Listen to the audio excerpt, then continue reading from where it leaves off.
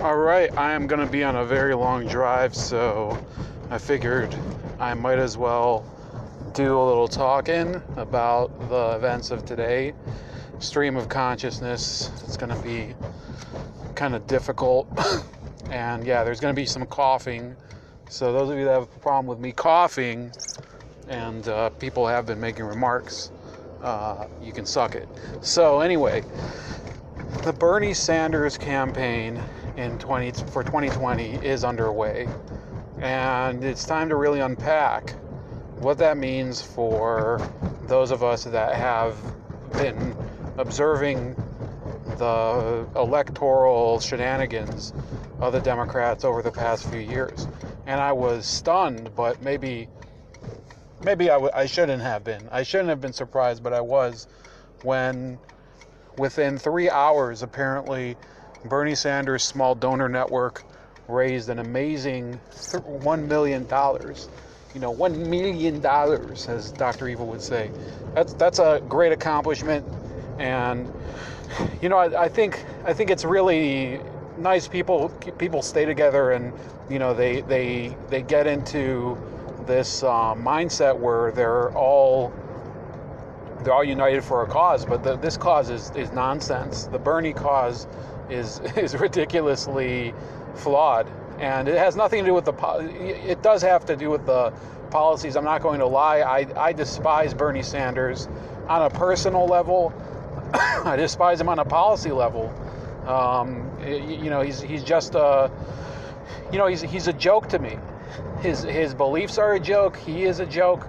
But the people who voted for him are looking for a different type of politics, and I don't take that lightly. I think when people want to change the system, they look for people who are willing to give them the right signals and the right rhetoric. And so some of the people who voted for Trump were under the wrong impression as far as what he would do. You have to kind of keep an open mind. Know that a politician will always end up disappointing you on something. With Donald Trump, it's been, okay for me, but certainly a lot of people who were very focused on the southern border wall, they're disconcerted now.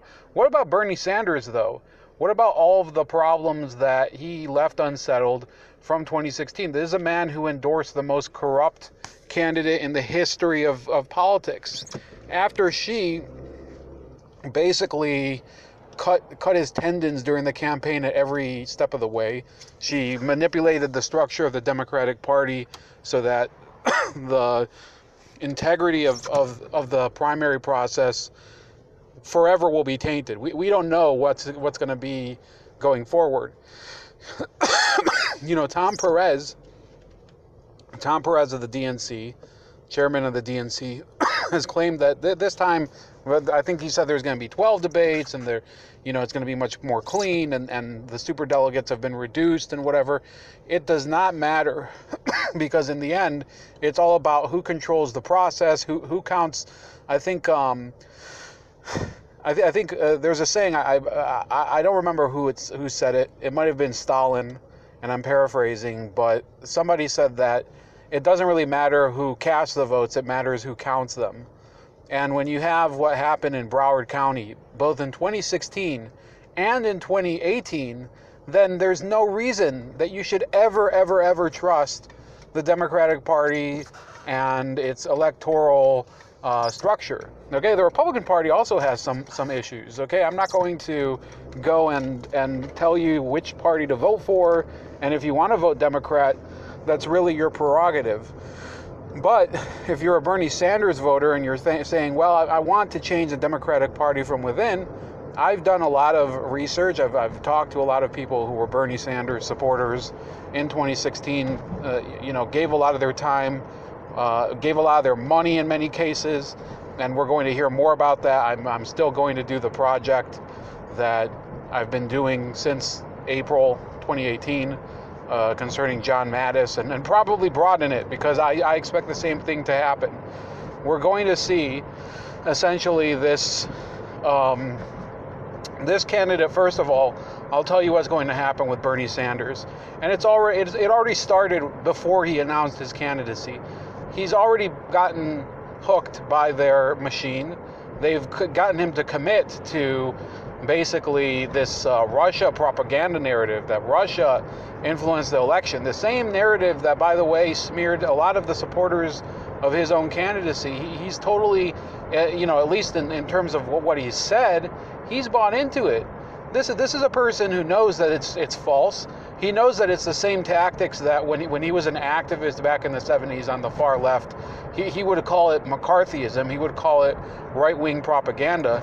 He would call it CIA, false flag, black ops, MK Ultra, all of that stuff. They would be using the same rhetoric. It's not something that is, this isn't something that the right wing made up. This is the stuff that people who have been following the machinations of the military-industrial complex have been talking about for years.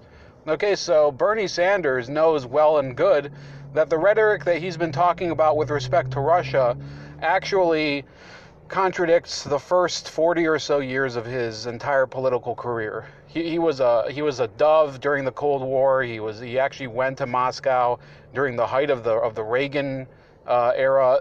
This is a person who now apparently he believes that Vladimir Putin is manipulating our electoral process.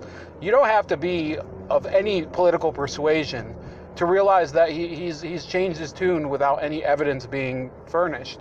Okay, and as far as what's been going on with the Democratic Party, what's he been doing when when he saw what happened during the 2017 DNC chairmanship election? It was an arranged marriage between Tom Perez and Bernie's former acolyte Keith Ellison, who I think is a piece of crap anyway. But it was an arranged marriage. They were trying to keep the peace in the party, and Ellison didn't get anything out of it.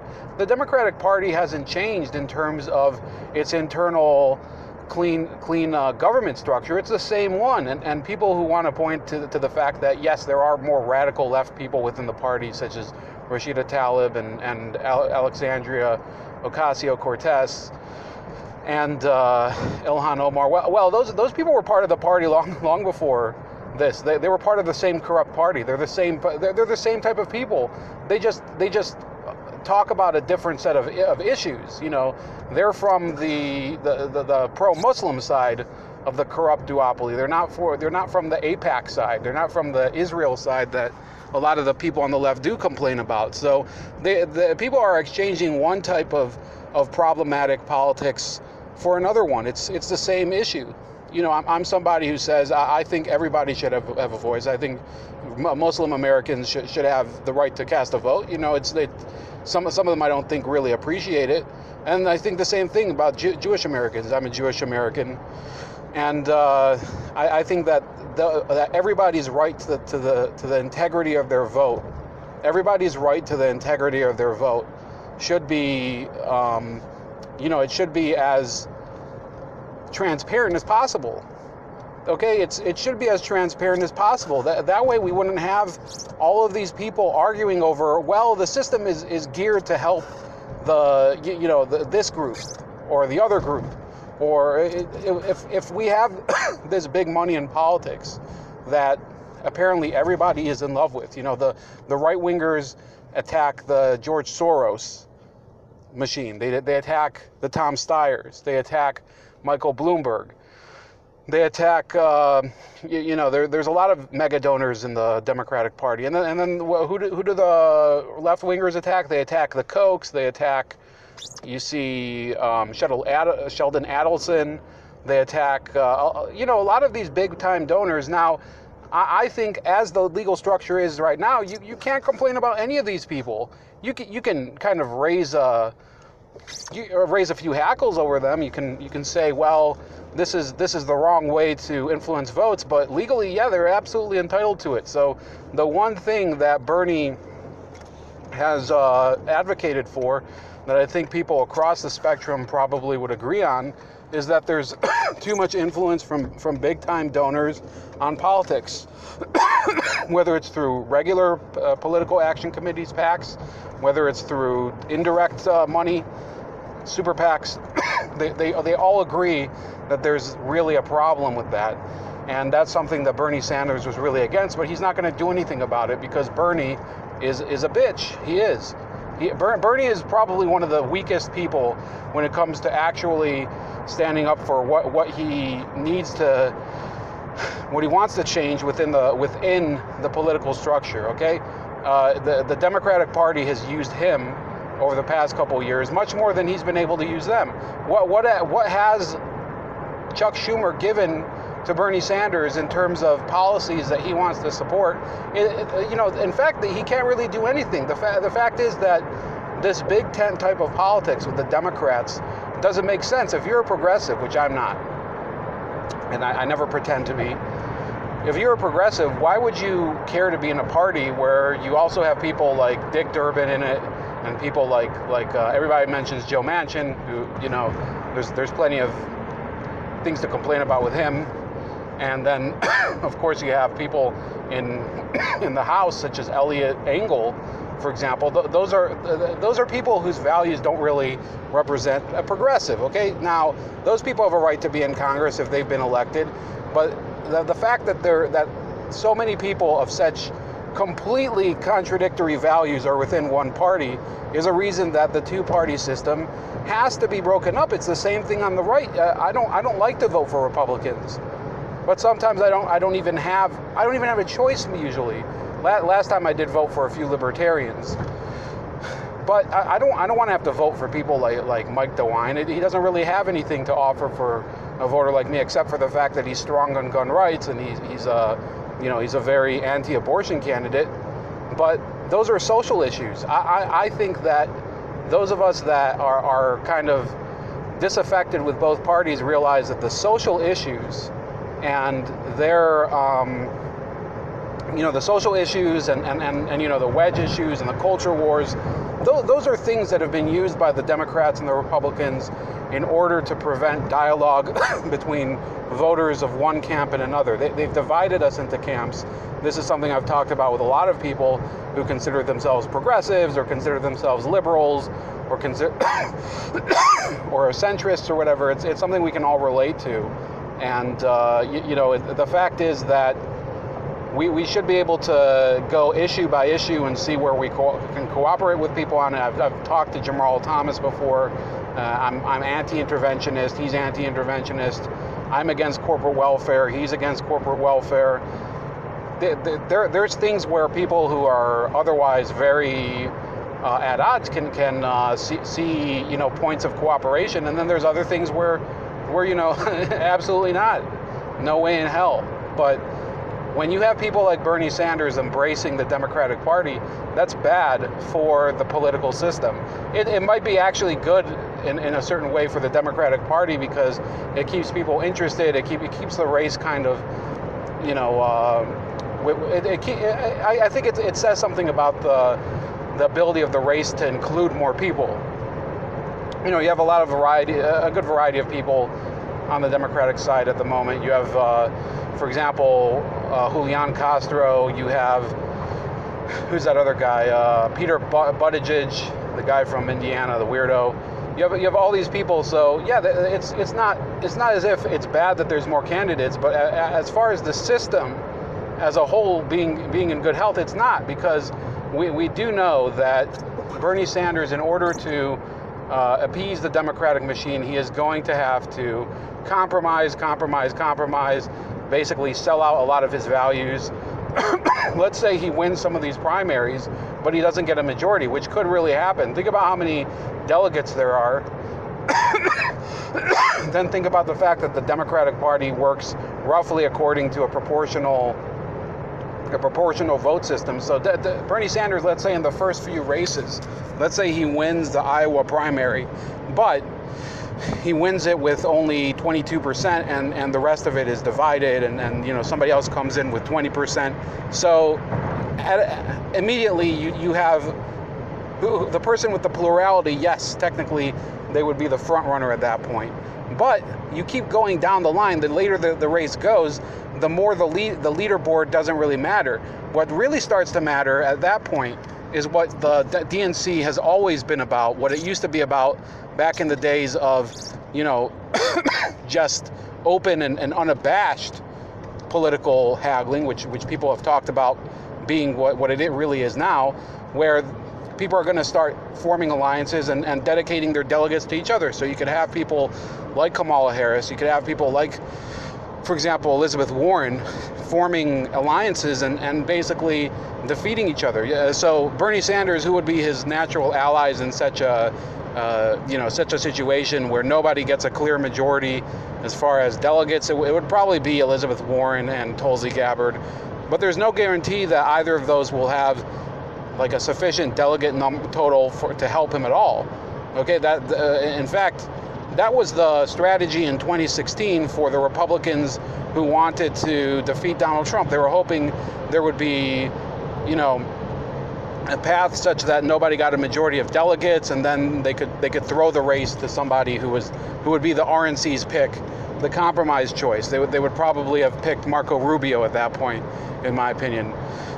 Little Marco would have been the candidate because Donald Trump would have had less than a majority, and all the other candidates would have ganged together and had their delegates vote for Marco Rubio or vote for John Kasich, and then that person would have lost to Hillary Clinton in the general election because most of the voters who voted in the Republican primary didn't give a rat's ass about voting for the Republican Party.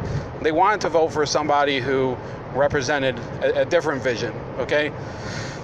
And that's basically what would happen this year. I think it will happen. I don't think first of all, the Democratic system is different from the Republican system. There still are superdelegates, and unlike the Republican race has a number of states where it's winner take all. So for example, I believe it's in, I might be wrong, but yeah, here in Ohio, for example, it's winner take all. I think in Louisiana, it's winner take all. So in those states, they're like, all you have to do is come in first place and you won. It's all good. In the Democratic primaries, it's not like that. So it's going to be proportional the whole way. You're going to see basically Bernie having to try to fight in order to get above 50% in many of these states. and then you have to wonder if somebody who's much more centrist than him and does have a following, which could happen, he'd have literally no chance, because that would be the natural front runner. That would be the person that everybody kind of pulls their delegates behind once they drop out of the race. And that's the Joe Biden effect that people are talking about. That would be the effect of somebody who could pretty much say, well, I have the mandate of the center, I have the mandate of the swing voter, and I should get the nomination. And a lot of these Democrats are going to go for him and or her, whoever that is. And that's about it. So yeah, if Bernie were to win the nomination, I think he'd also be pressured by the DNC to pick somebody who would be a kind of a very moderate person, possibly Kirsten Gillibrand or Kamala Harris, somebody who would represent really the type of kind of the cosmetic issues that the Democratic Party would want to represent. Maybe even Mazie Hirono from Hawaii. They could probably pick her out of a hat. They could pick one of those people from the Congressional Black Caucus, for example, like my Congresswoman Marcia Fudge. It's very possible they pick somebody who would be an effective puppet to be his vice president. And at that point, you start to wonder, can the Big Tent hold together? Because a lot of these people at the convention might have short memories, long memories, rather. They'll say, well, it's time for us to get our comeuppance. You guys screwed us over back in 2016. We're going to come back at you and get our, there could be issues at the convention again. The last convention was chaos. The last convention, there were, I talked to, a guest of mine on the show, Jim Boydston, and he said that he was literally physically assaulted at the convention. So, yeah, these types of things can and do happen at some of these conventions. So I'm going to leave you guys now, and we'll talk again. I'll probably do something this week again, talk about this a little more at length. I figured I would do this one right now just so I could get a little of this off of my chest while I have some time to talk. You know, I'm going to be on the road for the next hour and a half probably. It sucks ass, but you know how it is. So that's about it. Please like the video, subscribe to the channel. Also like the SoundCloud podcast if you're listening to me on SoundCloud. And subscribe to me on Cocoscope, BitChute, as well as the second channel, Razor Ray Special Cuts, and I'll talk to you guys later.